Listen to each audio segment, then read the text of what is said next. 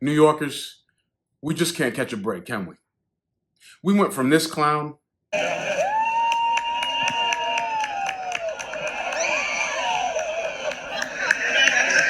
and that everyone gets to be a part of. If we're going to do that, we're going to really bring back the heart and soul of New York City. We need our arts and culture back, and we need people to see it and feel it, to participate in it.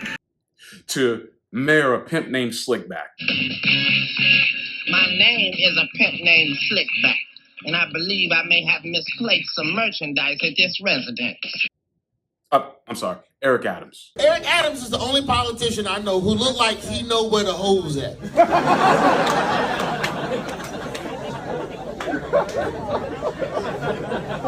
I don't want my politician to know where the hoes at. It's 2 in the morning. Why are you out? These are not mayor hours. You're supposed to be in the house. This guy has been a scumbag from day one. And the media, well, they're too scared to go after him because he's a black man. We'll be racist if we say anything about him. He's a dirtbag. His policies have hurt this city in ways that I couldn't imagine. And I'm a native New Yorker. During the pandemic, he fired employees for just disagreeing with his vaccine policy.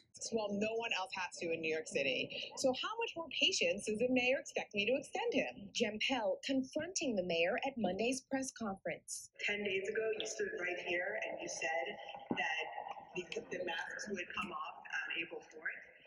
That has not happened. You reneged on your promise. No. Let her finish, because you let her start. Go ahead and finish, ma'am, okay? When will you unmask our toddlers? There's a new variant. The numbers are increasing. We're going to move at the right pace, and that's the role I must do. That's what I stated. I'm living up to my promises. The city says Jempel, a lawyer for the city, posed as a journalist to get into the press conference. Now she's out of a job. He went after residents, personally, who criticized him publicly. You said before and after that you supported those rent increases. In Nassau, they had a 0% rent increase. Why in New York City, where the real estate is controlling you, Mr. Mayor, why are we having these horrible rent increases last year and this year? Okay, first, if you're going to ask a question, don't point at me and don't be disrespectful to me. I'm the mayor of this city, and treat me with the respect I deserve to be treated. He wants to be a celebrity so bad. 50 Cent to hit me up. I would love to explain it to him so that he can go out and do another tweet of saying, you know what, Eric is just a smart manager, and now we understand why he was elected by the people. He loves his famous friends, but he thinks he doesn't answer to New Yorkers. He's cut funding across the board in the name of illegal migrants. He's cut funding to the City University of New York, of which I am an alum.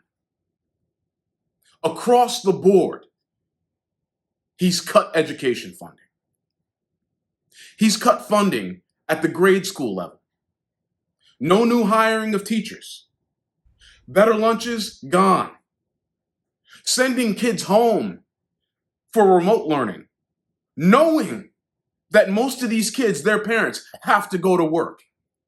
And in order to stay home with these kids, money comes out of their pocket, much needed money. But instead of empathizing and sympathizing with the people of New York, he does this. If you are a parent and you are not willing to navigate a computer for your child, that's a sad commentary. That's a sad commentary. This is just one more guy in the long list of black mascot politicians. Is this what diversity and inclusion means? You stopped hiring white scumbags and just started hiring black ones?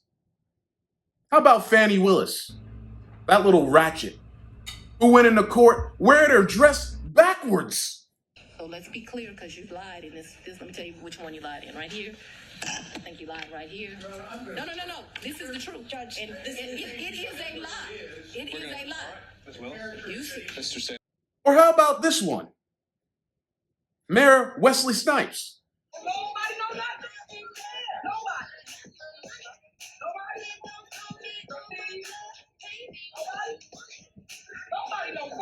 Here she is starting a Dalton Village board meeting dressed like the Wesley Snipes character in the movie New Jack City. Or Letitia James, or Alvin Bragg, who lets illegal migrants go free without bail. Were eventually arrested on felony charges, and manhunt still underway for 7 others. All of those arrested were staying at the shelter and were released without bail. After kicking the hell out of a couple of NYPD cops. What? Is this what diversity and inclusion really gets us? Because I promise you, the worst results of this DEI bullshit, this new awakening, it hurts us the most. It's the Bronx that's getting it the worst. Washington Heights, Harlem. Confusion and anger from residents over a homeless shelter coming to the neighborhood. CBS 2's Ali Bauman was at a community meeting when the mayor showed up. Harlem residents went looking for answers Thursday night about a once luxury building on Adam Clayton Powell Jr. Boulevard. The development has sat empty for the past decade until this week when neighbors noticed boxes of bunk beds being loaded in. We were trying to find out what was going on, and we weren't getting any answers to our question. They learned City Hall was planning to turn the building into temporary housing for asylum seekers. No, I don't agree with it turned into a sanctuary for asylum seekers, knowing we have people right here that need the space. While neighbors were gathering to share their concerns, Mayor Eric Adams dropped in to answer questions. You are the mayor. We do not want to hear excuses. But the mayor announced a change of course. I told the team, find out what's going on here. We're not moving folks into a brand new building when you have long-term needs into a community. That's not going to happen. The luxury building will instead be a shelter for long-term New York City families. You will not have migrants and asylum seekers in that property. Residents told me they're relieved for the change, but frustrated by the city's lack of transparency around opening a shelter in the first place. Many wish they had more input about the building's future. The outskirts of Brooklyn. It's not Williamsburg. It's the neighborhoods we come from. But check this out. Just as I was about to start filming, a friend of mine sent me this clip. Mayor, a pimp named Slickback, knows that he's screwed. Check this out. The call about an hour ago that another round of drastic cutbacks to city services will not happen. You're not going to see some of those draconian steps that we were going to have to take that's getting in the way of the cleanliness and the safety of our city. So you say it's good news? It's great news. Mayor Adams says New Yorkers should feel relieved after 2 rounds of punishing budget cuts to all but the most essential city services. The budget is stabilizing, and a planned 3rd round will no longer be necessary. What does it mean for New Yorkers? How should people look at this, Mayor? Well, if we had to do the 3rd rounds, it would impact garbage pickup. It would impact services to our older adults. It would impact libraries. It would impact a series of services that you would actually see the difference. In an exclusive Eyewitness News interview, Mayor Adams announced that funding for asylum seekers will be cut back by 10% on top of the previous 20% cut, for nearly 1/3 cut back on city spending for migrants. When we inherited this, we were in an emergency state. Emergency conditions cost more money. We're now transitioning into a stabilized state because this is going to be here for a while. So by doing that, we can renegotiate contracts. We can look at long-term planning. We're not using this as an emergency. Although we're in a crisis status, we're treating it differently because the emergency still exists, but we are managing it differently. Adams says the city's economic recovery will bring in better than expected tax revenue. The announcement comes one day after the administration was praised by the independent credit rating agency Moody's for its handling of the city's budget crisis. We are far from out of the woods. Just in time. Just in time. Now, notice what he said. There's not going to be another round of cuts.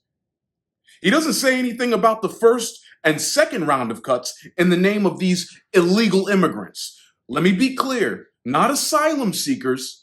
That is something different. There's a whole process for that. Everybody empathizes and sympathizes with asylum seekers. These are illegal migrants. $53 million? Let me tell you something. Most of the poor people in this city can't even get SNAP benefits for themselves.